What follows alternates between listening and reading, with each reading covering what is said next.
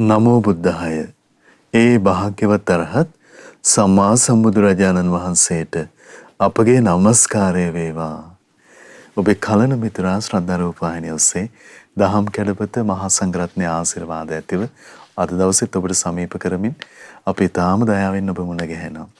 ප්‍රියමනාප දෙයට ඇලීම, සතුටු වීම, ඡන්දය ඇති කර ගැනීම මේ සොම්නස් කාරණාවල මේ ඊටාම සතුටින් ගැලී සිටිය යුතුද නැත්ද කියලාත් විමසන්නේ නැතුව සතුටේ ගැලී සිටීම ආදි වශයෙන් විවිධ කාරණා ඔස්සේ ලෝකය ගහගෙන යනකොට ප්‍රඥාව පිණිස ලෝකය සකස් වීම පිණිස ප්‍රඥාවට සංවේදී ධර්මයේ දේශනා කළ භාග්‍යවතුන් වහන්සේ පාමුලට පැමිණිලා ජීවිතයට ධර්මය ගලපා ගන්න අවස්ථාවක් ලැබෙන අවස්ථාව. ඉතින් මහා සංඝරත්නයේ ආශිර්වාදයෙන් අපට අද දවසෙත් මේ සදහම් පිළිසඳර ඔබට සමීප කරන්න පුළුවන්. අපි ගුරු දෙවියන් වන්දනමාන කරගනිමු.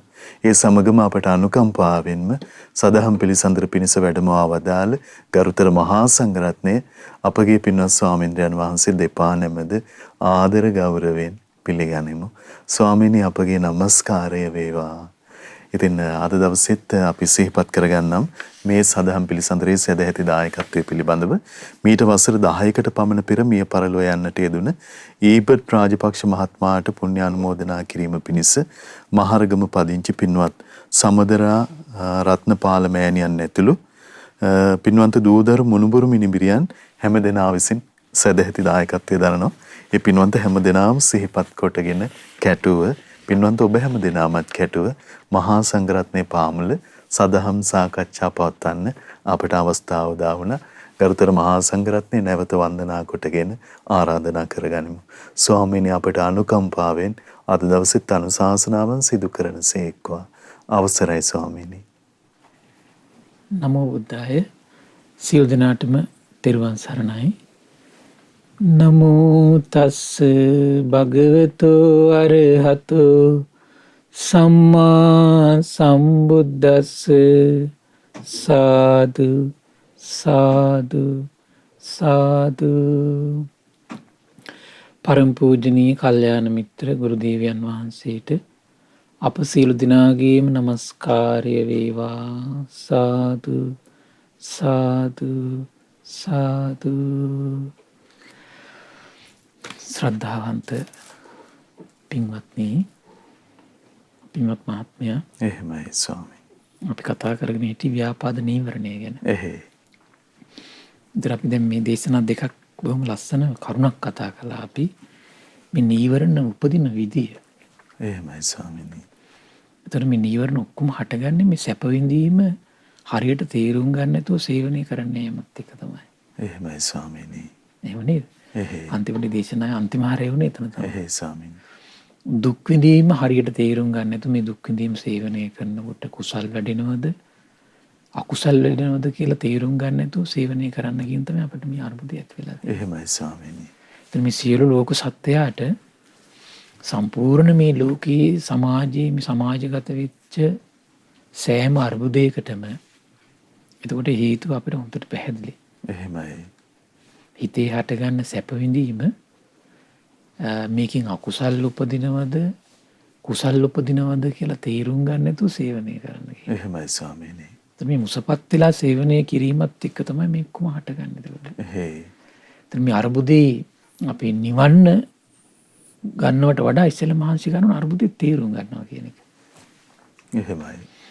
තේරුම් අරගත්තොත් එහෙනම් මේක කයින් වචනින් අඩු ගානේ අර්බුදේ පිට වෙන්නේ.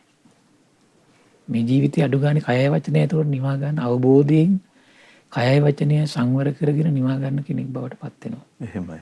ස්වාමීනි අවසර ලැබේවා. දැන් අපි තුළට මේ ලැබෙන සැප දුක කියන මේ වේදනා සේවනය කළ යුතුයි සේවනය නොකළ යුතුයි වශයෙන් විග්‍රහයක් ඇති කරගන්න එක අපි ඒක කොහොමද කරගන්නවද? ඒකෙන් අපි විස්තර කළේ දැන් සැප විඳීම් තියෙනවා අකුසල් වැඩෙනවා. එහෙමයි.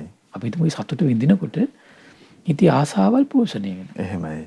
ද්වේෂය පෝෂණය වෙනවා. මෝහය පෝෂණය වෙනවා. එතකොට මේ සතුට මෙයා අත්විඳින්න යොමු වෙන ගතිය අඩු කරනවා. එහෙමයි ස්වාමීනි. ඒක තමයි කරන්න තියෙන්නේ හරියට. සමහර දුක් විඳිනකොට මේ අකුසල් වැඩෙනවා. ඒ දුක විඳින්න යන්නේ නැහැ. සමහර උපේක්ෂාව විඳීම් තියෙන කුසල් වැඩෙනවා. සමහර සැප විඳීම් තියෙන සේවනය කරනකොට කුසල් වැඩෙනවා. දැන් බලන්න බණ ටිකක් අපි අහන්න මේ පුරුදු වෙනකොට සතුට මේ සතුට භුක්ති විඳින්න යනකොට ඒ කාලය තුල අකුසල් වැඩෙන්නේ නැහැ නේ. එහෙමයි ස්වාමීනි. ධර්ම ශ්‍රවණය කරලා අපි සතුටක් උපදිනකොට. එහෙයි. ඒතර මේ ධර්ම ශ්‍රවණය කරගනිමින් දැන් උපේක්ෂාවක් වඩනවා නම් දැන් මේ උපේක්ෂාව තුළ අරුබුදයක් ඇති වෙන්නේ. හරි පුදුමයි. එහෙමයි. අරුබුද ඇති වෙන්නේ. ඒතර අරුබුද උපදින්නෙම මේ අපි නුනුවණින් යුතුව අපි සේවනය කරද්දී තමයි. එහෙමයි ස්වාමීනි. ඒතර අද ඒ වගේ ලස්සන කතන්දරයක්. අවසරයි. බොහොම ලස්සනට විස්තර කරත් ඒක ප්‍රායෝගික ජීවිතයේ ඇතිවෙච්ච දෙයක් සම්බන්ධව. එහෙමයි ස්වාමීනි. මේ දේශනාවේ නම හරි ලස්සනයි. මේ කකචූපම සූත්‍රය.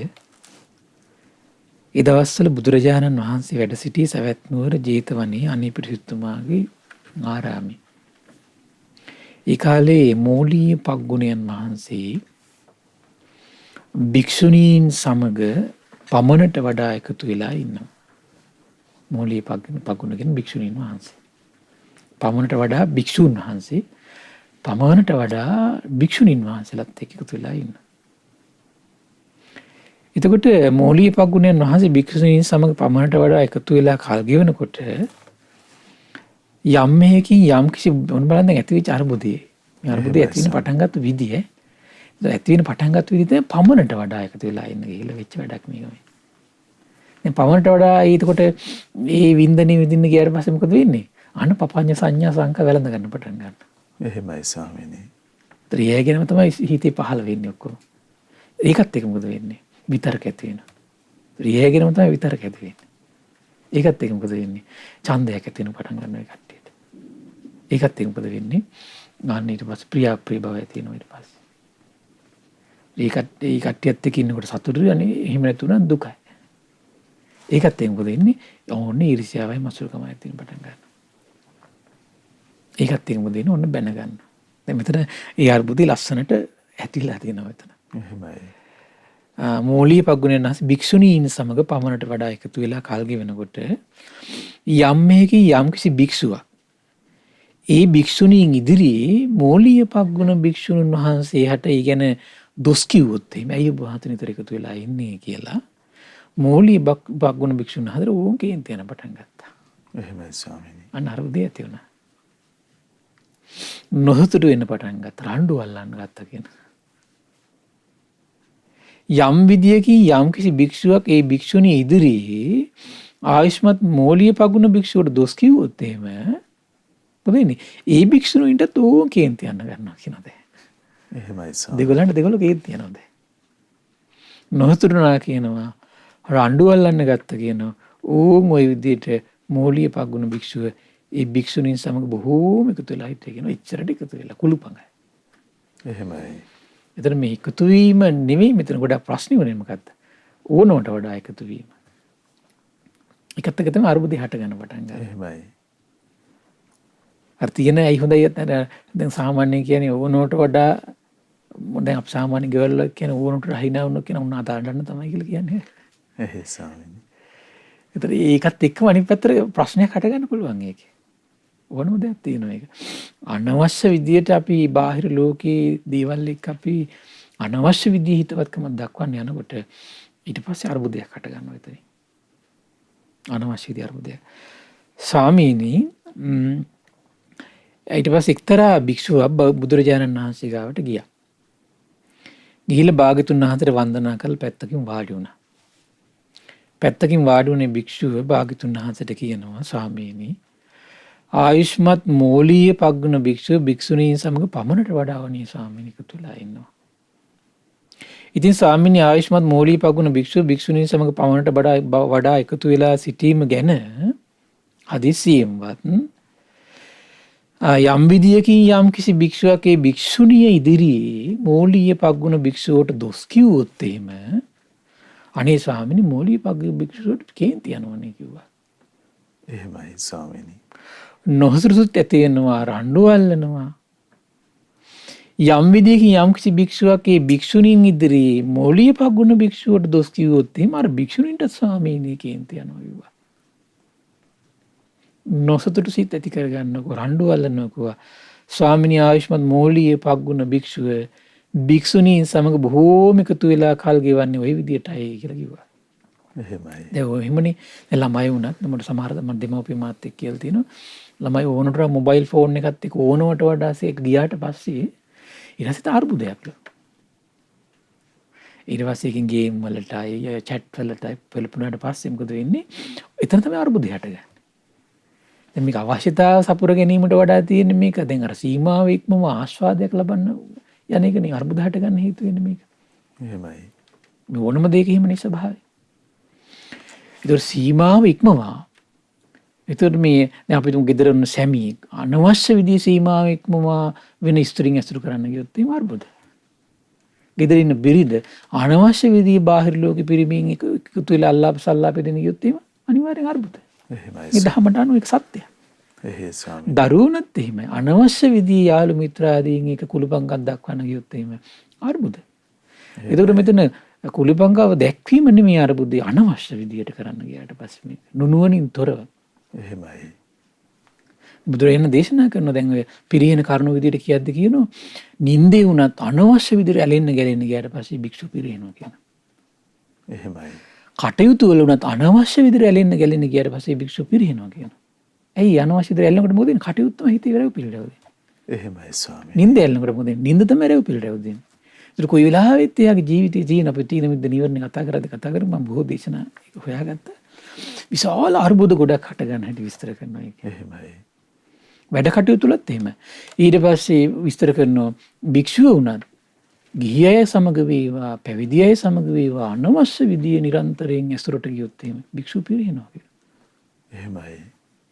අනවශ්‍ය විදිහ හැමතිස්සෙම ඇසුරට ගියොත් එහෙයි. දැන් ඒක දැන් අර අපි මුලින් කතා කරපු දේශනාවෙන් සක්කපඤ්ඤ සූත්‍රය බොහොම ගාන්න පැහැදිලි වෙනවනේ.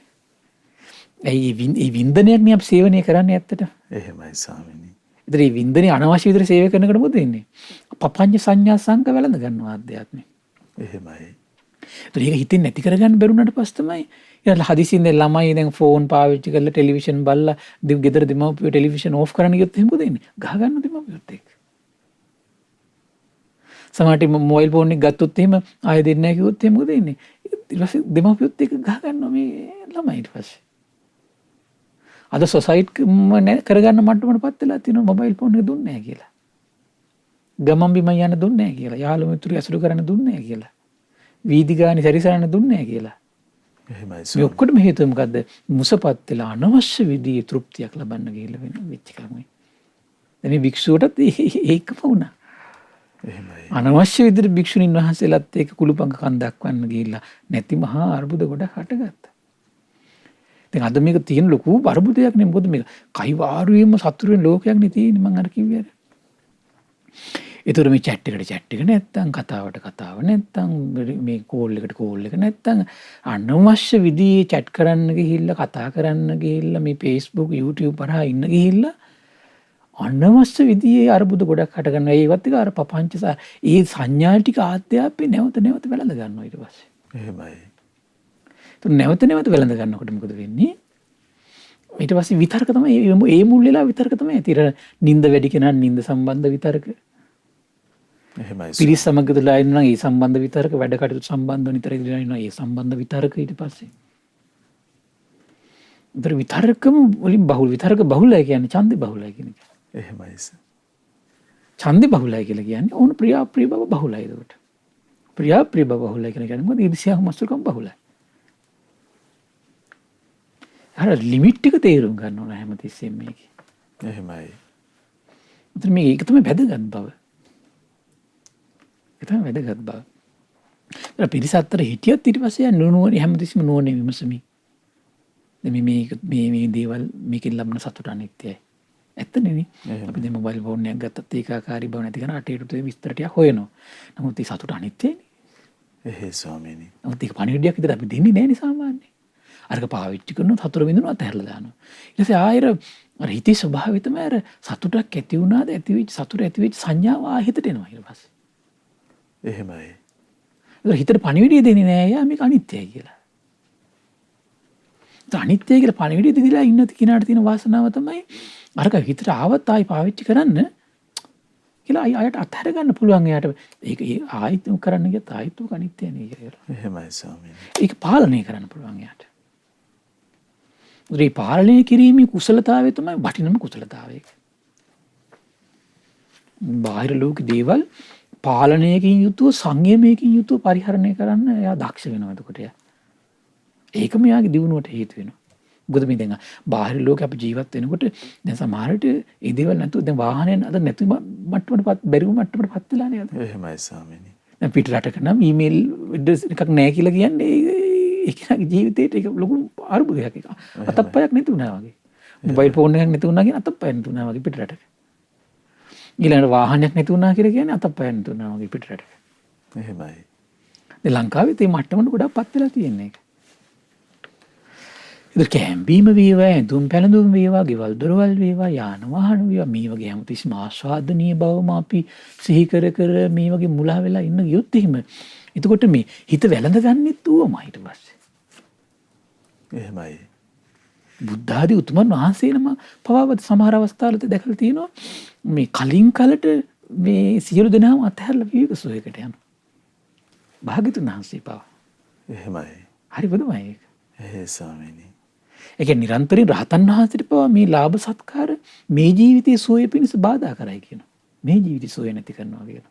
එහෙමයි. මේ අනවශ්‍ය විදිහේ ලාභය ඔස්සේ, සත්කාරය ඔස්සේ, කීර්තිය ඔස්සේ, ප්‍රශංසාව ඔස්සේ අනවශ්‍ය විදිහට මේ යන්න ගත්තොත් එහෙම රහතන් වහන්සේට පවා මේ ජීවිතේ සුඛ සේවා සුව සේවාසය කරන්න බෑ කියනවා. ඉතින් සියලු කෙලෙස් දුරු කරපු රහතන් වහන්සේට සුව සේවාසය කිරීමේ හැකියාව නැති කළ දානවා නම් මේ දේවල් කැලී කැලී ඉන්නකොට සාමාන්‍ය කාම ජනීජනය ගැන කවර කතාවද? එහෙමයි. අරුබුද හට ගන්න දුක තියනවාද? එහෙයි. ආන්නේ ඒකනේ. දැන් මේ මෝලියපක් වුණ භික්ෂුන් වහන්සේ මේ සිද්ධිය සිද්ධ වුණා. එතකොට භාග්‍යතුන් වහන්සේ විනත් භික්ෂුවකට කිව්වා, පින්වත් භික්ෂුව මෙහෙ එන්න මෝලියපක් වුණ භික්ෂුවට මගේ වචනෙන් අමතන්න කිව්වා. ආයුෂ්මත් පග්ගුණ ඔබට ශාස්ත්‍රුන් වහන්සේ අඬ ගන්නවා කියලා. එසේ ස්වාමීනි කියලා භික්ෂුව බුදුරජාණන් වහන්සේට පිළිතුරු දීලා ආයුෂ්මත් මෝලියපග්ගුණ භික්ෂුව වෙත ගියා. ගිහිල්ලා මෝලියපග්ගුණ භික්ෂුන් වහන්සේට කිව්වා ස්වාමී ආයුෂ්මත් පග්ගුණ ආන්න ශාස්ත්‍රුන් වහන්සේ ඔබට මේ අමතනවා කියලා කිව්වා. එහෙමයි ස්වාමීනි. එතකොට මොකද උනේ? අර භික්ෂුන් වහන්සේ එහෙමයි ආයුෂ්මතුනි කියලා මෝලියපග්ගුණ භික්ෂුන් වහන්සේ බුදුරජාණන් වහන්සේ යම්තනක වැඩ සිටියාද ඒ ස්ථානට වැඩම කළා. වැඩම කළා පැත්තකින් වාඩි වුණා. පැත්තකින් වාඩි වුණාට පස්සේ බුදුරජාණන් වහන්සේ ආනෝ පින්වත් පග්ගුණ ඔබ භික්ෂූන් සමග පමණට වඩා එකතු වෙලා ඉන්නවා කියන්නේ ඇත්තද කියලා ඇහුවා. එහෙමයි. ඔබ මේ විදිහට භික්ෂූන් සමග පමණට වඩා එකතු වෙලා සිටිද්දී එහෙම ඉන්නකොට යම් විදියකින් යම් කිසි භික්ෂුවක් බලන්න එකතු වෙලා ඉන්න එපා කියන වචනේ කියන්නේ නැහැ. එහෙයි. මොකද ඒකට හේතුව මොකද එකිනෙක කෙනාට දැන් ඒ සීමා තියෙනවනේ දැන් ඒකට පිරිසත් එකතු වෙලා දහම් කතාව වේදලා ඒ එපා කියන්නේ නැහැ එතකොට. එහෙමයි. අනේ එපා කියන දේ මොකද්ද කියලා අල්ලගන්න. මේක එපා කියන්නේ මොකද්ද කියලා අල්ලගන්නවා.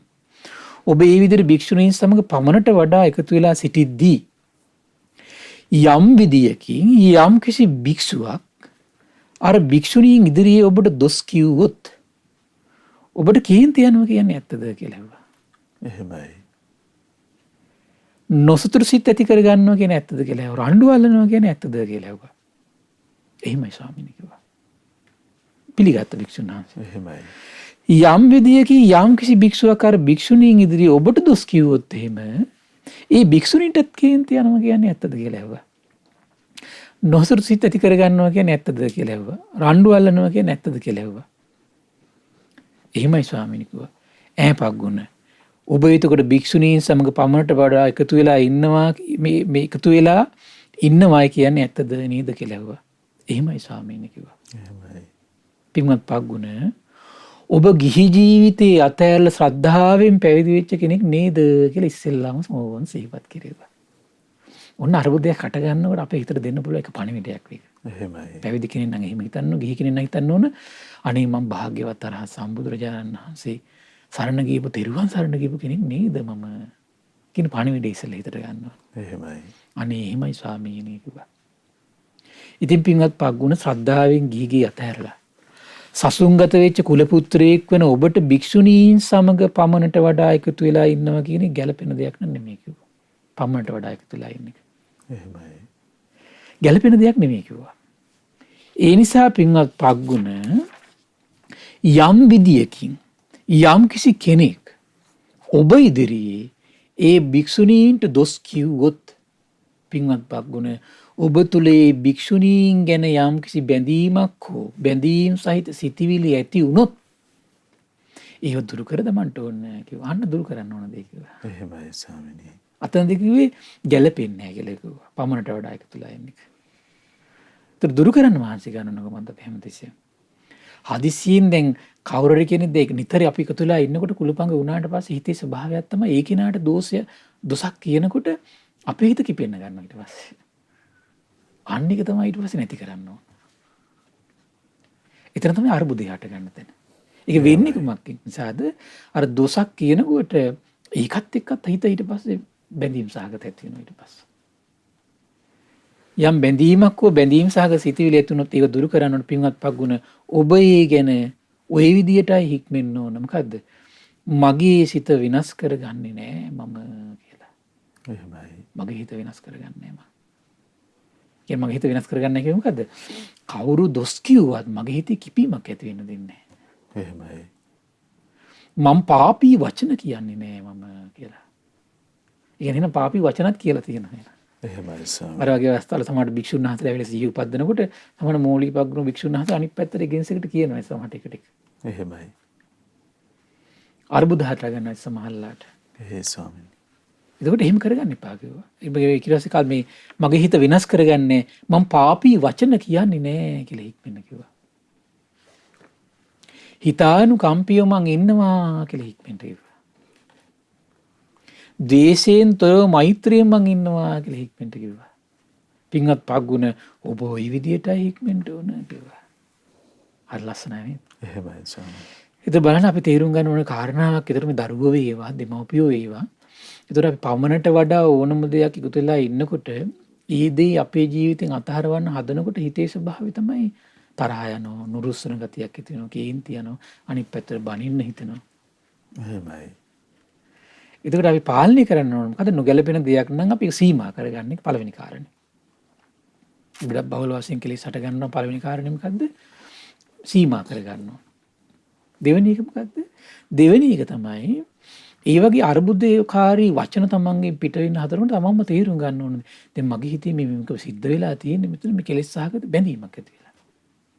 මේ බැඳීම නිසා තමයි මට මේ කේන්ති යන්නේ. මේ කේන්තිය මට සුසු දෙයක් නෙමෙයි. මේ කේන්තිය මට ගැළපෙන දෙයක් නෙමෙයි. මම මේ හිතානුකම්පියව මේ සියලු දෙනා ගැන වාසය කරන්න ඕන. මෛත්‍රියෙන් මම මේ සියලු දෙනා ගැන වාසය කරන්න ඕන. මම කිසිම දෙයක් හේතු කරගෙන මම අනිත් අයට දොස් කියන්නේ නෑ. බනින්නේ නෑ. ගරහන්නේ නෑ. මෛත්‍රියෙන් ඉන්නවා කියලා හිත හදා ගන්න ඕන කිව්වා. ඔබ ඔය විදිහට හික්මෙන්න ඕන කිව්වා. එහෙමයි. ඊට පස්සේ බුදුරජාණන් දේශනා කළා පින්වත් පග්ගුණ ඒ වගේම ඔබ ඉදිරියේ යම් කිසි කෙනෙක් ඒ භික්ෂුණීන්ට අතින් පාර දුන්නොත් හදිසියේ අතින් පාර දුන්නොත් ගල් වලින් ගැහුවොත් ඒ වගේම පොළොව වලින් ගැහුවොත් ආයුධයකින් පහර දුන්නොත් එතකොට පින්වත් පග්ගුණ ඔබ තුල ඒ භික්ෂුණීන් කෙරෙහි යම් බැඳීමක් ඇති වුණොත් බැඳීම් සහිත සිතිවිලි ඇති වුණොත් මොකද වෙන්නේ? උන් අරුබුද හට ගන්නවා කිව්වා. එහෙමයි. එතකොට මොකද වෙන්නේ? ඒව දුරු කරන්න ඕන කිව්වා. එතකොටත් පින්වත් පග්ගුණ ඔබ මේ විදිහට හික්මෙන්න ඕන. මම මගේ සිත වෙනස් කරගන්නේ නෑ. නපුරු වචන කියන්නේ නෑ. මම මගේ හිත වෙනස් කරගන්නේ නපුරු වචන කියන්නේ හිතානුකම්පියව මං ඉන්නවා, මෛත්‍රියෙන් මං ඉන්නවා කියලා. පින්වත් පග්ගුණ ඔබ ওই විදිහට නිතර හිතන්න ඕන කිව්වා. එහෙනම් මේ මෛත්‍රිය කියන එක ඇති කරගන්න තව ක්‍රමවේදයක් මේක එතකොට. එහෙමයි. තමන් හිතට පණිවිඩයක් දෙනවා මම නපුරු කිසිම හේතුවක් මත මේ මොන ප්‍රශ්නය ආව මම නපුරු වචන කියන්නේ නැහැ. කේන්ති ගන්නේ නැහැ. මම මේ සත්‍යය ගැන අනුකම්පාවෙන් වාසය කරනවා. හිතානුකම්පාවෙන් ඉන්නවා. ද්වේෂයෙන් තොරව ඉන්නවා. අනේ මේ සියලු සත්‍යය ගැන මෛත්‍රියෙන් මං ඉන්නවා කියලා අන්නේ මේකට ඕන කිව්වා. බාහන මේ තථාගත සම්මා සම්බුදු කෙනෙක් ඉදිරියේ අහෝ මේ ශ්‍රාවකෙක් ධර්මයෙන් අභිෂේක ලබන හැටි. එහෙමයි ස්වාමීනි. හරි ආශ්චර්යයි නේ. එහෙයි. එමෙන්න පින්වත් පග්ගුණ කවුරුන් හෝ ඔබ ඉදිරියේ ඔබට දොස් කිව්වොත් ඉස්සෙල්ල කිව්ව කොහොමද අර භික්ෂුණීන් වහන්සේලාට දොස් කිව්වොත් එහෙමයි. භික්ෂුන් වහන්සේලාට ගැහුවොත් එහෙම භික්ෂුණී ඒ තමන්ගේ හිතවත් කෙනාට ගහද්දි පවා ඒතර කේන්ති යන බලුවන් එතකොට. එහෙම දේශනාවක් තියෙනවා මේ ආඝාත වත්තු කියලා සූත්‍රයක් තියෙනවා ලස්සනයි ඒකේ. ඒක බොහොම ලස්සන කරුණු ටිකක් පැහැදිලි කරනවා. මේ කරුණු ටික පැහැදිලි කරලා ඒක පැහැදිලි කරන්න වෙලාව තියෙන විදිහට. අවසරයි ස්වාමී. කියනවා මේ ඒ වගේම පින්වත් පග්ගුණ එහෙනම් බලන්න දැන් ප්‍රියමනාප කෙනාට දොස් කීම ඉදිරියේ තමන්ගේ හිත කිපෙන්න පුළුවන්. එහෙනම් ඒක මේ දොස් මේ කිපීම පවා තමන්ට හිත සුව පිණිස පවතින්නේ නැහැ. එහෙමයි. ත්‍රිදේශී තමන් දුරු කරගන්න ඕන. ඒ වගේම පින්වත් පග්ගුණ කවුරුන් හෝ ඔබ ඉදිරියේ ඔබට දොස් කිව්වොත් එතකොට පින්වත් පග්ගුණ ඔබ තුල යම් බැඳීමක් ඇති වුණොත් තමන්ට දොස් කිව්වා කියලා බැඳීම් සහගත සිතිවිලි ඇති වෙන පුළුවන්. මට බැන්නා නෙවෙයි. අර කියන්නේ අක්කොච්චි මං අවදි මං අජිනි මං මට බැන්නා. අවෝ මට ගැරෙව්වා මම පරාජය කළා. දැන් දෝංකාර දෙනවා. එහෙමයි. එහෙම දෝංකාර දෙනකොට මොකද වෙන්නේ? අන්න එතකොට ඒක දුරු කරන්න මහන්සි ගන්න ඕන කිව්වා. ඒ දෝංකාරය තමයි නැති කරගන්න ඕන. සසරම සුවපත් කරන්නේ ඒ දෝංකාරය නැති කළොත්. එහෙමයි ස්වාමීනි. සසරම සුවපත් කරනවා. සසරම සුවපත් කරන මේ ඒ වගේ දෝංකාරයක් නැති කරන්න ගන්නකොට. එහෙමයි. එතකොට පින්වත් පග්ගුණ ඔබ හික්මෙන්ට ඕන මේ විදියටයි මම මගේ සිත වෙනස් කරගන්නේ නෑ. මගේ හිත වෙනස් කරගන්නේ නෑ. දීසයට නම් යට වෙන්න දෙන්නේ නෑ. හිතානුකම්පාවෙන් මම මේ සත්වය ගැන ඉන්නවා. ඒත් වල හැම සත්වයක් ගැන හිතානුකම්පාවෙන් මම වාසය කරනවා. මම නපුරු වචන කතා කරන්නේ හිතානුකම්පී වෙන්න, දේශයෙන් තොරව ඉන්න, මෛත්‍රියෙන් ඉන්නවා. පින්වත් පග්ගුණ ඔබ ඔන්න ඔය විදියට හික්මෙන්ට ඕන කිව්වා. එහෙමයි. ඒ විතරක් නෙමෙයි බණිද්ද විතරක් නෙමෙයි පින්වත් පග්ගුණ ඔබට කවුරු හරි ගහන්න පුළුවන් කියනවා. අතින් පහර දෙන්න පුළුවන් කියනවා. ගල් වලින් ගහන්න පුළුවන් කියනවා. පොළු වලින් ගහන්න පුළුවන් කියනවා. ආයුධයකින් ඔබට පහර දෙන්න පුළුවන් කියනවා. එතකොට පින්වත් පග්ගුණ ඔබ ගැන යම්කිසි බැඳීම් සහිත සිතිවිලි ඇති වුණොත් මොකද කරන්න කියන්නේ? ඒව දුරු කරගන්න ඕනේ පග්ගුණ. එහෙමයි. ඒව දුරු කරගන්න ඕනේ කිව්වා. එතකොට පින්වත් පග්ගුණ ඔබ මේ විදිහට හික්මෙන්න ඕන. මම මගේ හිත නම් වෙනස් කරගන්නේ නෑ. මගේ නපුරු වචන නම් මම පිට වෙන දෙන්නේ නෑ. කිපෙන්න දෙන්නේ නෑ. මම සත්වය ගැන හිතානුකම්පීව ඉන්නවා. ද්වේෂයෙන් තොරව ඉන්නවා. මෛත්‍රියෙන් ඉන්නවා පින්වත් පග්ගුණ. ඔබ ඔහොම යෝනිසෝ මනසිකාරය දෙන්න ඕන කිව්වා. මේ යෝනිසෝ මනසිකාරය දෙන්න තව ලස්සන ක්‍රමයක් ඒක. එහෙමයි ස්වාමීනි. හරි ලස්සනයි ඒක නේද? ඒ වෙලාවේ බුදුරජාණන් වහන්සේ තව ලස්සන කරුණක් භික්ෂු සංඝයාට ඊට දැන් මේ වෙලාවේ මේ දක්වාම මෝලිය පග්ගුණ භික්ෂුන් වහන්සේත් එක තමයි පිළිසඳර කතාවේ යෙදුනේ. එහෙමයි. බැන්නේ නැහැ. හරි ආශ්චර්යයි නේද? එහෙමයි ස්වාමීනි. සමහර චිත්ත දියුණුවකුත් ඇති සමහර විට. එහෙයි. එහෙම චිත්ත දියුණුවක් තියෙන අයට එහෙම බනින්නේ නැහැ භාග්‍යතුන් වහන්සේ. මෝග පුරුෂය කියලා එහෙම ගරහන්නේ. එහෙමයි. පින්වත් පග්ගුණ එහෙම කියන්නේ. එහෙයි. පින්වත් පග්ගුණ එහෙම සාමාන්‍යයෙන් නව කෙසේනම් ආනන්දය කෙසේනම් අනුරුද්ධේනි ඒ වගේ වචන පාවිච්චි කරනවා. එහෙමයි ස්වාමීනි. සාමාන්‍ය මේ ශ්‍රද්ධාවෙම ඇතිවිලා නැත්නම් ඒ කෙනාට හිස් පුරුෂය කියලා වචනේ පාවිච්චි කරනවා. එහෙමයි. ඒ කෙනාට අනුව තමයි වචන පාවිච්චි කරන්නේ. එහෙමයි ස්වාමීනි. ඒ වෙලාවේ බුදුරජාණන් වහන්සේ භික්ෂු සංඝයා ඇමතුවා. අමුතල කියන පින්වත් මහණෙනි. ඇත්තෙම භික්ෂුන් වහන්සේලා මගේ හිත සතුටු කරපු කාලයක් තිබුණා පින්වත් මහණෙනි කිව්වා. එහෙමයි. හරි පුදුමයි. ඉතින් පින්වත් මහණනි මම නම් එක වේලක් විතරයි වළඳන්නේ. මොනේ සතුටු වෙච්ච අවස්ථාව ගැන කියන විස්තර කරනවා. මම පින්වත් මහණනි එක වේලක් විතරයි වළඳන්නේ. පින්වත් මහණනි එක වේලක් වළඳන මට ලෙඩ අඩුයි පින්වත් මහණනි. කරදර අඩුයි පින්වත් මහණනි. ඇඟට පහසුයි පින්වත් මහණනි. ශරීර ශක්තිය තියෙනවා පින්වත් මහණනි කියේ. ඒ වගේම ජීවිතෙත් පහසුයි පින්වත් මහණනි. පින්වත් මහණනි ඉතින් මෙහෙ එන්න ඔබත් එක වේලක් වළඳන්න. ඒතකොට පින්වත් මහණනි එක වේලක් වළඳන ඔබටම තේරුම් යාවේ ලෙඩ දුක් අඩු බව, කරදර අඩු බව, සැහැල්ලු බව, ශරීර ශක්තිය පහසු බව ඔබටම තේරේවි කියලා අවවාද කළා කියන එක්තරා අවස්ථාවක. එහෙමයි ස්වාමීනි. ඉතින් පින්වත් මහණනි මේ දවස්වල භික්ෂූන්ට එච්චර අනුශාසනා කරන්න ඕනුන්නේ නැහැ කියනවා. එහෙයි. එච්චර අනුශාසනා කරන්න ඕනුන්නේ නැහැ කියනවා. පින්වත් මහණනි මම මේ දවස්වල කරන්නේ භික්ෂූන්ට සිහිය උපද්දන එක විතරයි කියනවා. එහෙමයි. සිහිය උපද්දන එක විතරයි කියන කරන්නේ. එහෙමයි. හරි ආශ්චර්යයි. සිහිය උපද්දන එක විතරයි කියන කරන්නේ. පින්වත් මහණනි සිහිය උපද්දනකොට මේ කට්ටිය කරනවා කියන අන්න මම සතුටු කළා කියලා කියන්නේ ඒකට තමයි. එන එහෙම යුගයක් තිබුණා බුද්ධ ශාසනය. එහෙමයි ස්වාමීනි. කියන්නේ සිහිය උපදිනකොටම දැන් අර කාරණේ පින්වත් මහ ඔය විදිහට කිව්වන් ඇති. මොකද්ද? පින්වත් මහණනි මම මේක වේලයි වළඳන්නේ. මට ලෙඩ දුක් අඩුයි මං සැහැල්ලුවෙන් ඉන්නවා පින්වත් මහණනි. එහෙමයි. මං සුවපත් වෙලා ඉන්නවා. ලෙඩ රෝග අඩු කරගෙන ඉන්නවා පින්වත් මහණනි කියද්දී ඒ වගේම පින්වත් මහණනි ඔබත් ඒ නිසා එක වේලක් වළඳන්න. ඔබට ලෙඩ රෝග අඩු වෙයි. ඔබට සැහැල්ලුවෙන් ඉන්න පුළුවන් වෙයි කියද්දිම ආයතන සංවරයට එනවා කියනවා. එහෙමයි ස්වාමීනි. ඒ වගේ ආශ්චර්ය ගුණධර්ම වලින් පිරුණු යුගයක් තිබ්බා. ආශ්චර්ය යුගයක් තිබුණා. මම අර කිව්වේ අර මේ ලස්සන කාරණාව සිහිපත් කරන්නම් කියලා ආඝාත වත්තු කියලා සූත්‍රයක් තියෙනවා. එහෙමයි ස්වාමීනි. ඒකේ තියෙන වෛර බැඳීමට මුල් වෙන කරුණු. එනවා දාල් දේශනා. මහන්නි වෛර බැඳීමට මුල් වෙන කරුණු 9ක් තියෙනවා කියනවා. කුමක්ද 9? පෙරමට අනර්ථය කලේය කියා වෛර බඳිනවා කියනවා. මට ආරම කළා මට මෙහෙම කළා කියලා හිත හිතා වෛර බැඳ ඉන්නවා කියනවා. එහෙමයි. ආන දැක්ක නේද? එහෙයි. ඒතර තමන්ට අනර්ථයක් කළා නම් හිතේ ස්වභාවය තමයි අරක රැව් පිළිරැව් දිදී මතක් කර දිදී වෛරය පෝෂණය කරනවා. ඒක තමයි මේ අවිද්‍යාවෙන් වැහිච්ච තණ්හාවෙන් බැඳුණු හිතේ ස්වභාවය මොකක්ද? එතකොට තමන්ට අඩත්තේට්ටමක් වුණා නම් අකටයුත්තක් වුණා නම් අඩුපාඩුවක් වුණා නම් අරක සිහි කරලා දෙනවා ලස්සනට. සිහි කරලා දිදී මොකද කරන්නේ? වෛරය පෝෂණය කරනවා. එහෙමයි. අන්න ඒක වෛරයක් ඒක. දැනුත් මට අනර්ථය කරයි කියලා වෛර බැඳ ගන්නවා කියන. ඒකත් වෛරය ඇති වෙන කාරණාවක්. එහෙමයි. ඒ වගේම අනාගතෙත් මෙහෙම බලාගෙන යද්දි මට මේ විදියට අඩත්තේට්ටම් කරයි මගේ දේ පැහැරගනි මාව පරාජය කළයි මට ආරම කළයි මට මෙහෙම කරයි කියලා හිතෙනවා කියනවා. ඒක හිතේ ස්වභාවය. එහෙමයි. අතීතයේ දේ තමන්ට වෙලා වෛරය ඇති වෙනවා. වර්තමානයේදී තමන්ට මෙහෙම කළා හරමයි සැලකුවේ මෙහෙමයි සැලකුවේ කියලා සිහිවෙවි වෛර පෝෂණය වෙනවා. එහෙමයි. අනාගතෙත් මට මෙහෙම කරයි හරම කරයි මෙහෙම කරයි කියලා සිහි වෙනවා කියලා. එතකොට වෛර පෝෂණය වෙනවා. එහෙයි ස්වාමීනි. එහෙනම් අතීතයේ වෙච්ච අඩුපාඩු සිහි වෙන වෛර පෝෂණය වෙනවා. වර්තමානයේ තමන්ට ලෝකෙන් අඩුපාඩු සිදු වුණා කියලා සිහි වෙද්දි වෛර පෝෂණය වෙනවා. අනාගතෙත් මට මෙහෙම දරුවෝ සමාජයේ අරකොල්ල මේගොල්ල මෙහෙම කරයි කියලා හිතෙද්දි මොකද්ද වෙන්නේ? වෛර පෝෂණය වෙනවා කියනවා. එහෙමයි ස්වාමීනි. ආඝාත වත්තු.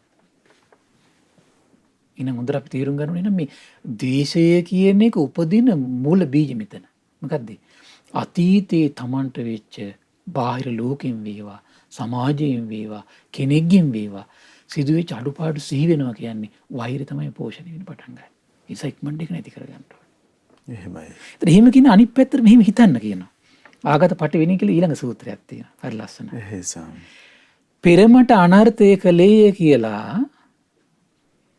එනමුත් ඒක නොවේවායි කියලා කොහොමනම් මේ සමාජයෙන් මම ලබන්නද කියලා වෛරය අත්හරින්න කියනවා. එහෙමයි. ඇත්තටම ලබන්න බෑනේ නේද? එහෙමයි. දැන් මේ ලෝකෙන් අපිට පුළුවන් ද කවදාවත් මේ එහෙම අස්වැසිල්ල බලාපොරොත්තු වෙන්න පුළුවන්ද? බෑනේ. මේක සංසාරයේ ස්වභාවය. ස්වභාවයනේ ඉතින් මේක. එහෙමයි. සමාජයේ ස්වභාවය, සමහරලාට පරිසරයේ ස්වභාවය, සමහරට සමාජ රටාවේ හැටි, ඊට පස්සේ සමහර විට මිනිස්සුන්ගේ හැටි, කෙනාගේ හැටි. ඒක කවදාවත් අපිට මේ ප්‍රිය දේම ලබන්න බෑ. සමහරට අප්‍රියමනාප වචන ලැබෙනවා. සමහරලාට අපි යම් හේතු නිසා සමහර සංසාර දේවල් මුල් වෙලා සේවයෙන් පහ කරනවා. සමහරට අපිට භෞතික ධනෙන් සමහරට අපිට හානි කරනවා මේ සමාජය. හොරාතුරු ඉන්නවා. දරුවෝ සමහරලාට අපිට ධනෙට හානි කරනවා. කවදාවත් අපිට මේව නොලබ ඉන්න බෑ කියලා වෛරයට කඩලා දාන්න කියන අයින් කරන්න කියන. එහෙමයි ස්වාමී. මේවා වෙනමුත් මේක නොවේවායි කියලා කෙසේනම් මම මේක ලබන්න දැයි සිතා වෛර බැඳ ගැනීම අත්හරින්න කියන. එහෙයි. කවදාවත් මට මේ දේවල් බලාපොරොත්තු වෙන්න බෑ. මේව නොලබ ඉන්න බෑ මේ සංසාරේ කියලා අත්හරින්න කියන. එහෙමයි ඒක ස්වාමී. නොලබ ඉන්න බෑ කියලා කියන්නේ මේව ලබන්න වෙනවා අනිවාර්යයෙන්. එහෙයි. සංසාරේ යන තාක්කල් මේ අකටයුතුකම් කියන්නේ පීඩා කියන්නේ අඩත්තේට්ටම් කියනවා ලැබෙනවා.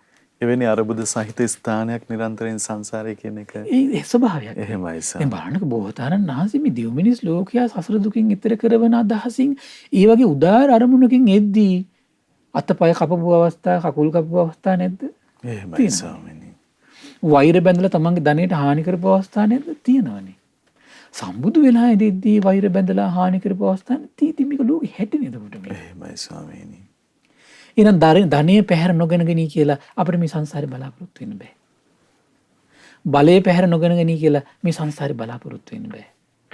ජීවිත මරණ තරජන නොවේ කියලා අපිට මේ සංසාරේ බලාපොරොත්තු වෙන්න බෑ. එහෙමයි. තමන්ගේ ප්‍රියමනාපයට හානියක් නොවේ කියලා, ධනයට හානියක් නොවේ කියලා අපිට බලාපොරොත්තු නොවෙන්න බෑ. එහෙමයි ස්වාමීනි. ඒක මේ සංසාරේ හැටි. ඒක මේ සංසාරේ හැටි. මේ සමාජයෙන් හිම අපිට 100% මේ බලාපොරොත්තු වෙන්න බෑ. අපි බලන්නකෝ. දැන් තමන්ගේ ජීවිතය තමන් කල්පනා කරලා බලන්නකෝ. තමන්ට ලෝකයාට හිතන හැටියට රිසිසේ අපිට පුළුවන් ද පහසුකම් දෙන්න බෑනේ. එහෙමයි ස්වාමීනි. එහෙනම් ලෝකයාට අපිට දෙන්න පුළුවන් ද පහසුකම් බෑනේ. රිසිසේ අපිට ලෝකයා ඉදිරියේ hina විලාස කතා බහ කරලා ඒගොල්ලෝ සතුටු කරවන්න පුළුවන්ද? බෑනේ. එහෙනම් ලෝකයාට පුළුවන් ද අපිට සතුටු කරවන්න hina විලා කතා කරලා බෑනේ. එහෙමයි ස්වාමීනි. අපිව සනසවන්න පුළුවන්ද? බෑ. ඒක හැටි. එහෙමයි ස්වාමීනි. සමහර අපින් ලෝකෙට මේ වැරදි අඩුපාඩු වෙච්ච අවස්ථා නැද්ද? ඉතින් තියෙනවානේ. ඒ වගේ එතකොට ලෝකයාටත් අපිට වගේ අඩුපාඩු කෙනෙක්ගෙනාගේ වෙන්න බැරිද? පුළුවන් නේද? එහෙමයි ස්වාමීනි. උහුම බලන් යද්දී එහෙනම් මේ තමන්ට අනර්ථයක් නොකරයි කියලා අතීතේ බලාපොරොත්තු වෙන්න පුළුවන්. එහෙමයි. වර්තමානයේ තමන්ට අනර්ථයක් නොකරයි කියලා බලාපොරොත්තු වෙන්න පුළුවන්. ඉතින් බෑනේ. තමන්ගෙනුත් වෙනවනේ. එහෙමයි ස්වාමීනි. තමන් කොහොමද ලෝකෙන් බලාපොරොත්තු වෙන්නේ? ඉතින් අනාගතේ තමන්ට අනර්ථයක් නොවේ කියලා ඒතර බලාපොරොත්තු වෙන්න පුළුවන්. ඒ වගේ ලෝකෙන් හස්සෙන්න පුළුවන්ද? බෑ. එහෙමයි. අඥානකම විනා වෙන දෙයක් නම් එහෙම හිතනවා කියලා කියන්නේ අඥානකම. එහෙයි. අඥානකමයි තියෙන තනිකර. එහෙමයි ස්වාමීනි. මේ අස්වැසිලි සහිත ලෝකයක් බලාපොරොත්තු වෙනවා. කෙලෙහි ගුණ අපි ඔක්කොම මේ තමන්ට මේ අඩත් තේට්ටන් එනකොට තමයි කෙලෙහි ගුණයි සත්පුරුෂ කනුයි ඔක්කොම පටන් ගන්න එතකොට තමයි එතකොට. එහෙමයි ස්වාමීනි. එතකම් මුකුත් වගක් නැහැ. තමන්ගෙන් වෙන්න ඕන දේවල් සම්බන්ධ වගක් නැහැ. එහෙයි. තමන්ට අඩුපාඩු වෙන්න හදනකොට තමයි අර ඔක්කොම මතක් වෙන පටන් ගන්න එතකොට. තමන් කරපු දේවල් සම්බන්ධයි ඔක්කොම වරහන් ඇතුලේ. එහෙමයි. එහෙම නේද? තමන්ගේ වෙච්ච ඔක්කොම අකටයුතුකම් සමාජයට වෙච්ච අඩුපාඩු ඔක්කොම වරහන් ඇතුලේ තියාගෙන අනිත් කට්ටියගේ වරහන් අයින් කරන්න හදන. එහෙයි. කොච්චර මෝඩද බලන්නකෝ. එහෙයි. කොච්චර අඥානද බලන්නකෝ. එහෙමයි ස්වාමීනි. එහෙම නේද? එහෙයි. ඒක අඥානකම, මෝඩකම ඒක. එන තමන් 100% අඩුපාඩු නැති කෙනෙක් නම් ලෝකයාගෙන් අඩුපාඩු නැති වෙනවා කියලා බලාපොරොත්තු වෙන්න පුළුවන්. එහෙමයි. කමන්නේ කියමු. එහෙයි. ඒ බලාපොරොත්තු. තමන්ගේ යම් අඩුපාඩුවක් ඇද්ද වෙන කෙනෙක් වෙන අඩුපාඩුවක් තියෙන්න පුළුවන්. එහෙමයි. අපි කරන්නේ මෙහිමයි. අපේ ගාව නැති අඩුපාඩු අපි ලෝකයාකින් බලාපොරොත්තු වෙනව නැතුව ඉන්න ඕන. හැබැයි අපේ ගාව වෙන එකක් තියෙනවා. ස්වාමීනි දැන් ඔබ වහන්සේ පෙන්වා දුන්නා වගේ මේ බොහෝ අවස්ථාවල අපිට අඩුපාඩු වෙනකොට අපි තරහටපත් වෙලා තමයි කතා බහ කරන්නේ.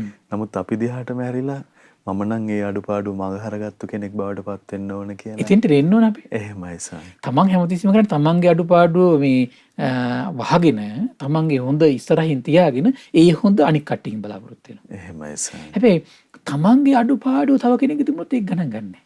එහෙයි. ඒක ගණන් ගන්න දෙන සමයිනේ. එහෙමයි ස්වාමී. තමන්ගේ තියෙන ගුණයට තමයි අනිත් එක්කෙනා මේ හදන්නේ මේක නෑනේ මේගොල්ලන්ගේ කියලා. අපි ඇයි ගුණේ දායාද කරන්න හදන එක වෙනම කතාවක්. එහෙමයි. ඒක නමුත් ඒක නැති වුණා කියලා ගැටෙන එක ඒක මම හිතන එක ඥානවන්ත ක්‍රියාවක්. තරහටපත් වෙන එක නේද? තරහටපත් වෙන එක ඥානවන්තකමක් නෙවෙයි. එහෙමයි ස්වාමීනි. ඒක අඥානකම. එහෙයි. ඒක තමන් ගැන හැමතිස්සෙම ප්‍රත්‍යක්ෂයට එනොන එයා ගාව අඩුපාඩු තියෙන මං ගාව මේ අඩුපාඩු තියෙනවා. එහෙමයි. ඒක ප්‍රශ්න ඉවරයි. එහෙයි. තරහ නැති කරගන්න කාරණාවක් ඒක. එහෙමයි. එතකොට විස්තර කරනවා ඒ වගේම පෙර මගේ ප්‍රියමනාප කෙනාට අඩත් තේට්ටම් කළා නේද අකටයුතුකම් කළා නේද ඒ වෛරය තියෙනවා කියන. එහෙමයි. දැනුත් අකටයුතුකම් කරනව නේද කියලා වෛරය තියෙනවා කියන. අනාගතේ හරි වැඩි මේක මගේ හිතවත් කට්ටියට මේ වගේ අඩත් තේට්ටම් කරයි කියලා වෛරය තියෙනවා කියන. එහෙමයි. හැබැයි බුද්ධිමත් කෙනා හිම නෙමෙයි කියන හිතන්නේ මොකද්ද? මගේ ප්‍රියමනාප කෙනාට අනර්ථයක් කළා තමයි. ඉතින් මේ වගේ දේවල් නොකලා කියලා නොවේවා කියලා කිසිේනම් බලාපොරොත්තුවක් ඇති කරගන්නත්. එහෙමයි. මගේ ප්‍රියමනාප කෙනාට අතීතයේදී මේ වගේ අඩුපාඩු නොවේවාය කියා මම කොහොම ලබන්නද? වර්තමානයේ මේ වගේ අඩුපාඩු අනර්ථයක් නොවේවා කියලා මම කොහොම ලබන්නද? අනාගතයේ මේ වගේ අඩුපාඩු නොවේවා කියලා මම කිසිේනම් බලාපොරොත්තු වෙනද කියලා ප්‍රඥාවන්ත කෙනා හිත හදා ගන්නවා කියන්නේ. එහෙමයි ස්වාමීනි. අපි බලන්නකොට අපි මේ වගේ පුංචි කරුණකින් මෙහිම දේශනා කරන්නේ ප්‍රඥාවන්ත කෙනාට ඒ කරුණම ප්‍රමාණවත්. එහෙයි. ඒ නිසා තමයි එහෙම දේශනා කරන්නේ. එහෙයි. කියන්නේ කරුණ ප්‍රමාණවත්. ප්‍රඥාවන්ත ලෝකෙට. එහෙනම් මේ දහමේ අඩුපාඩුව නෙමෙයි මේ තියෙන්නේ. වීරියේ අඩුපාඩුව, ප්‍රඥාවේ අඩුපාඩුව, සිහියේ අඩුපාඩුව මේ තියෙන්නේ. එහෙමයි. මේ පුංචි කරුණ සිහි කරද්දී හිත පිහිටන්නේ නැත්තේ තමන් ගුණේ අඩුපාඩුව. එහෙමයි ස්වාමී. ගුණේ අඩුපාඩුව ප්‍රශ්නයක් තියෙනවා. ගී ගුණේ අඩුපාඩුවමයි සත්පුරුෂ භවයේ සත්පුරුෂ ධර්මයේ හිත පිහිටන්න තියෙන හේතුව. එහෙනම් මේ සත්පුරුෂ ධර්මයක හිත නොපිහිටීමේ රහස ගුණවත්කම් වල අඩුකම තියෙනවා. තම සසරිය පුරුදු කළ නැහැ. ගුණවත්කම් වල අඩුකමක කරුණාව පුරුදු වෙලා නැහැ, මෛත්‍රී පුරුදු වෙලා නැහැ, මුදිතාව පුරුදු වෙලා නැහැ, උපේක්ෂා පුරුදු වෙලා නැහැ. ඒ පුරුදු වෙලා නැති නිසා සත්පුරුෂ ධර්මයේ හිත පිහිටන්නේ. එහෙමයි. කියද්දි ගැටෙනවා. එහෙමයි. විරුද්ධ වෙනවා. ඕකොල්ල හරියන්නේ නැහැ අද යුගයේ කියලා කියනවා. එහෙමයි. කියන්නේ නැද්ද? දැන් විරාගී බව අඩු කෙනාට කාමයන්ගේ ආදීනව කියද්දි ගැටෙනවා.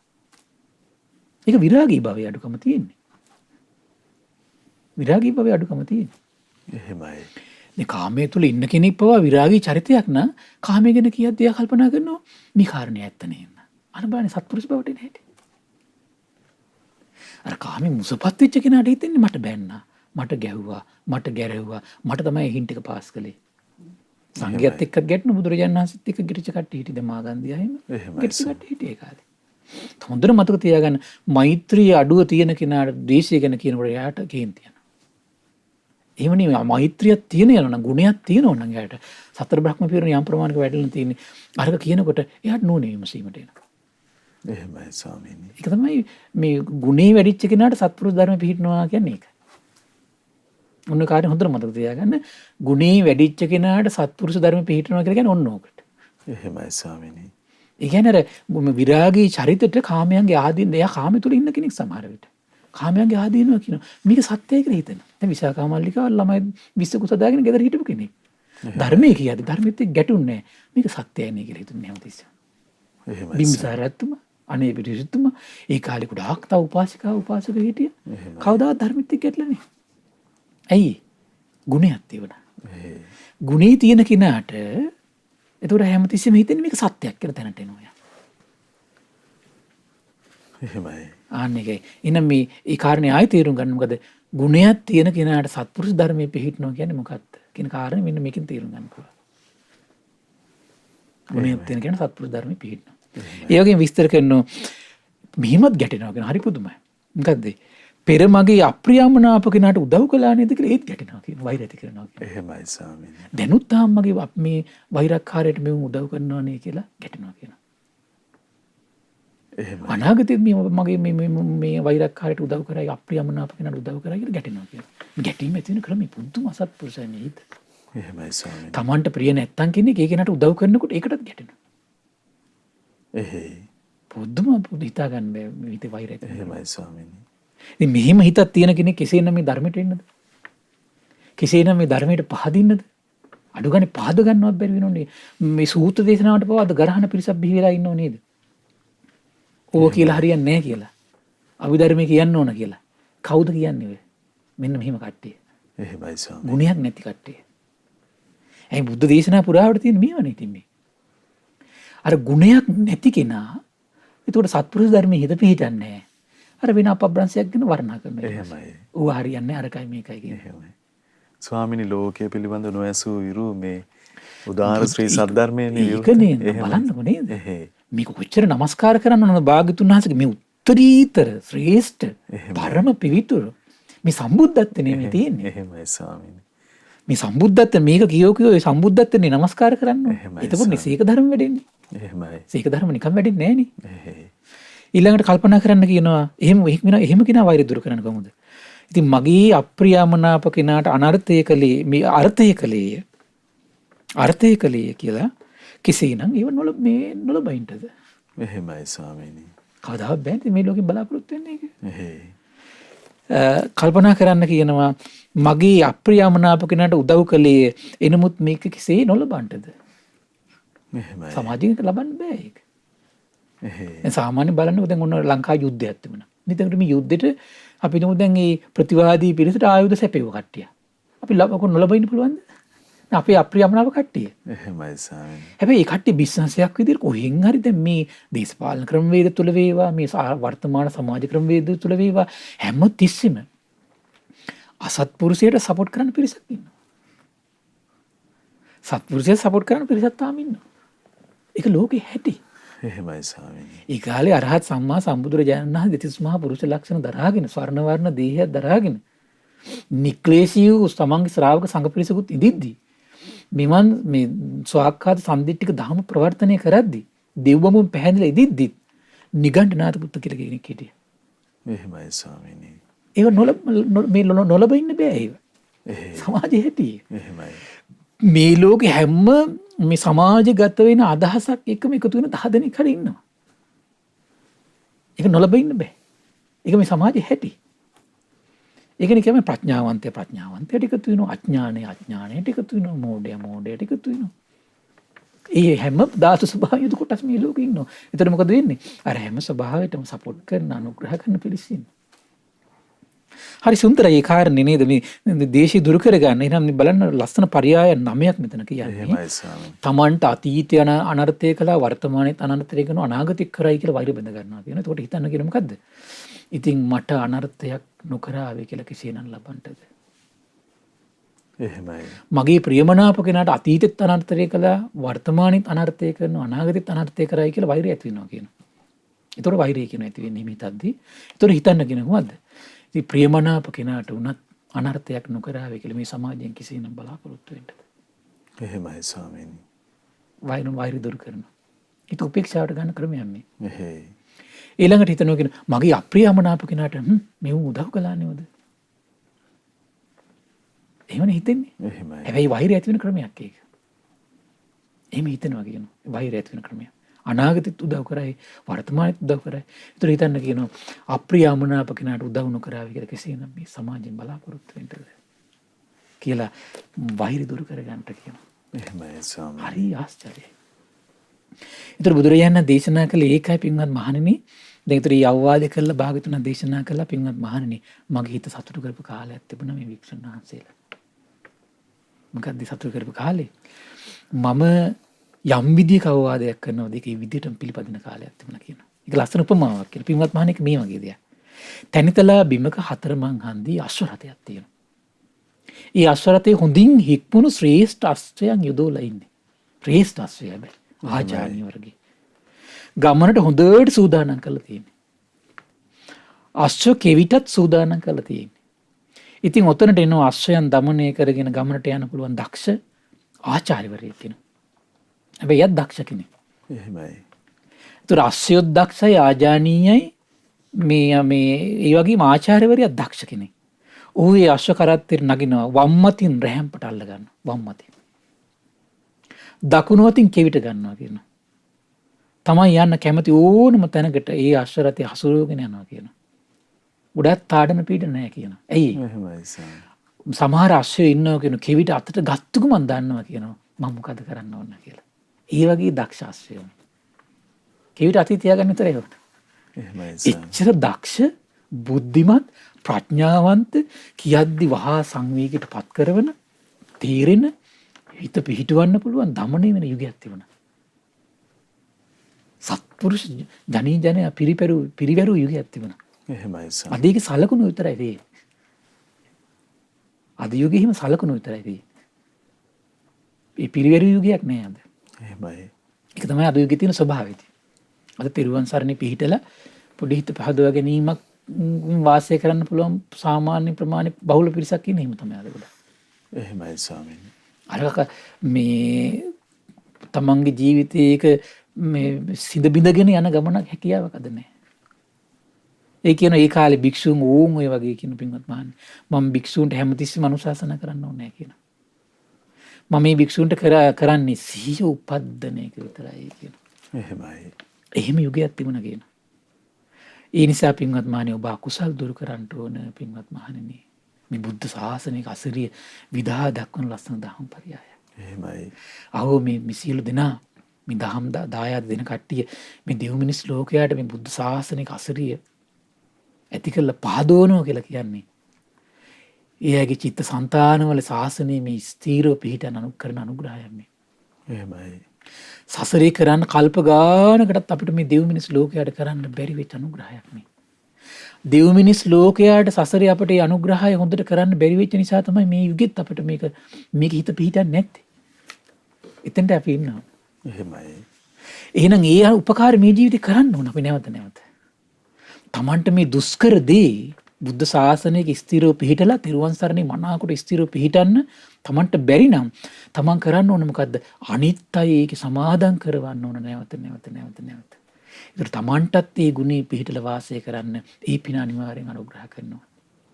එහෙමයි. ඒ නිසා මේ පින්වත් සියලු දෙනාට ඒ දුර්ලභ භාග්‍ය උදා කරගන්න වාසනාව උදා වේවා. සාදු සාදු සාදු. සියලු දෙනාට තෙරුවන් සරණයි. නමෝ බුද්දාය. ඉතින් අපට අනුකම්පාවෙන් අද දවසේ ඒ භාග්‍යවතුන් වහන්සේ වදාළ උත්තම ශ්‍රී සද්ධර්මය අපගේ පින්වත් ස්වාමින්ද්‍රයන් වහන්සේ කරුණාවෙන් පෙන්වා වදාළ ඒ අපට අනුකම්පා ඇති කරුණා ඇති මහා සංඝරත්නය අපි හැමදෙනාම ආදර ගෞරවයෙන් වන්දනමාන කරමු. ස්වාමිනී අපගේ নমස්කාරය වේවා. ස්වාමිනී පුණ්‍යානුමෝදනාව සිදු කරන වෙලාව උදා වුණ අපට අනුකම්පාවෙන් පුණ්‍යානුමෝදනාව සිදු කරන සේක්වා. අවසරයි ස්වාමීනි.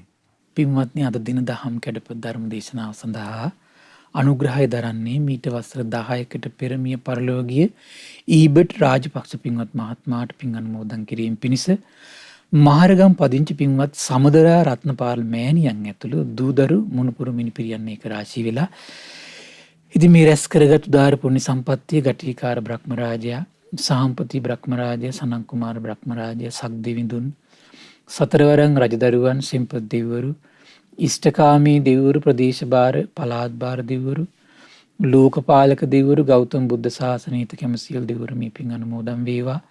සුමන සමන් දිව්‍ය රාජ්‍ය ආලවක දෙවියන්, ජනවසම දෙවියන් මේ පින් අනුමෝදන් වේවා. ආයුෂයෙන් වරණයෙන් සැපයෙන් බලයෙන් වැඩේවා. දෙවියන්ගේ දැහැමි රැකවරණය පරම පූජනීය ගුරු දේවයන් වහන්සේ ඇතුළු මහා සංඝරුවනට සලසා දෙත්වා. සදහවත් ගිහි පිරිසට සලසා දෙත්වා. දෙවියෝ දුතුන් ධර්මය අවබෝධ කරගනිත්වා කියලා සාදු කියලා පින් අනුමෝදන් කරන්න. ඒ වගේම රැස් කරගත් උදාර පුණ්‍ය සම්පත්තිය පරම පූජනීය කල්යාණ මිත්‍ර ගුරු දේවයන් වහන්සේට මේ පින් අනුමෝදන් වේවා. අනගාരികා මෑණිවරුන්ට අනුමෝදන් වේවා. උපාසක දරුවන්ට මේ පින් අනුමෝදන් වේවා. නිදුක් නිරෝගී සුවපත් භාවයේ සැලසේවා. චිරජීවනයේ සැලසේවා. තුනුරුවනේ අනන්ත ආශිර්වාද දෙවියන්ගේ දැහැමි රැකවරණ සැලසේවා. ධර්මය අවබෝධ කරගන්න වාසනාව උදා වේවා කියලා සාදු කියලා පින් අනුමෝදන් කරන්න. මේ වගේම රැස් කරගත්තු සියලු පුණ්‍ය ධර්මයන් මීට වසර 10කට පෙර මිය පරලෝකීය ඊබට් රාජපක්ෂ පින්බර මහත්මයාට, ඒ වගේම මිය පරලෝකීය බී ගුණපාල පියාණන්ට, WCN රත්නසූරිය මෑණියන්ට, රාජපක්ෂ දෙමව්පියන්ට, DN රත්නසූරිය මහත්මියට, නන්දසේන රත්නපාල, ඒ වගේම ඉන්ද්‍රා රත්නපාල, රංජනී රත්නපාල, බී බදුරලිය, ගුණපාල අරඹගේ සහ ලතා මුණසිංහ යන සියලු දෙනාට මේ පින් අනුමෝදන් වේවා. පරලෝ වශයෙන් සැපවත් වේවා, සුවපත් වේවා, වහවහ සසර දුකින් අත් මිදේවා කියලා සාදු කියලා පින් අනුමෝදන් කරන්න. ඒ වගේම පින්වත් සමදරා රත්නපාල මෑණියන් ඇතුළු දූදරු මුණුපිරියන්ට නිදුක් නිරෝගී සුවපත් භාවයේ සැලසේවා. ඒ වගේම මේ සඳහා උපකාර කළ සහ සම්බන්ධ වුණු සියලු දෙනාට මේ පින් අනුමෝදන් වේවා. පවුල්වල සියලු දෙනාට මේ පින් අනුමෝදන් වේවා. ශ්‍රද්ධා මාසික ධර්ම දාන සියලු සමාජික සමාජිකාවන්ට, ශ්‍රද්ධා කාර්ය මණ්ඩලයේ සියලු දෙනාට මේ පින් අනුමෝදන් වේවා. නිදුක් වේවා, නිරෝගී වේවා, සුවපත් වේවා, සුවපත් වේවා. ධර්මය අවබෝධ කරගන්න වාසනාව උදා වේවා කියලා සාදු කියලා පින් අනුමෝදන් වෙන්න. සියලු දෙනාට තිරුවන් සරණයි. නමෝ බුද්දාය. ඉතින් අදත් අපට අනුකම්පාවෙන්ම ගරුතර මහා සංඝරුවන ඒ භාග්‍යවතුන් වහන්සේ වදාළ උදාර ශ්‍රී සද්ධර්මයේ සම්බුද්ධත්වයේ නිසාම ලෝකයට දායාද වන ප්‍රඥා ධාරාව අපට පවසා වදාළ ඒ ශ්‍රී සද්ධර්මයේ ශ්‍රද්ධා රූපවාහිනිය ඔස්සේ මුළු මහත් ලෝකයටම දායාද කොට ගනිමින් ධර්ම දානමය පින්කම ලෙසින් අප රැස් කරගත් මහත්ඵල මහා නිසංස උත්තම පුණ්‍ය ධර්මය නොවලහාම අපගේ පින්වත් ස්වාමින්ද්‍රයන් වහන්සේටත් අනුමෝදන් වේවා. පුණ්‍ය අනුමෝදනාවෙන් පින්වන්ත මහා සංඝරුවන සුවපත් වේවා. අපගේ පින්වත් ස්වාමින්ද්‍රයන් වහන්සේට උතුම් චතුරාර්ය සත්‍ය ධර්මයම අවබෝධ වේවා. සාදු සාදු සාදු. ඉතින් අද සදැහැති දායකත්වයේ දරන්නට යෙදුනේ මීට වසර 10කට පමණ පෙර මිය පරලොව යන්නට යෙදුන ඊබට් රාජපක්ෂ මහත්මයාට පුණ්‍යානුමෝදනා කිරීම පිණිස මහරගම පදිංචි පින්වත් සමදරා රත්නපාල මෑණියන් ඇතුළු පින්වන්ත දූ දරුවන් මුණුබුරු මිනිබිරියන් ඇතුළු පවුලේ පිනැති හැමදෙනා විසින් ඒ පින්වතුන් අපේ තාම දයාවෙන් සිහිපත් කරගන්නවා. පින්වන්ත ඔබ හැමදෙනාම සමග. ඉතින් පිනැති ඔබටත් මේ උතුම් සදහම් පිළිසඳරෙහි සදැහැති දායකත්ව බරපැන දරාවෙන් කරගනිමින් ධර්ම දානමය පින්කම සිදු කරගන්න අවස්ථාව තියෙනවා. ඒ පිළිබඳව උනන්දු ඇති කරගන්න කියලා ආරාධනා කරන්නේ 071 232 88 87 දුරකථන මාර්ගය ඔස්සේ ඔබට ඒ පිළිබඳව කරුණු විමසන්න පුළුවන්.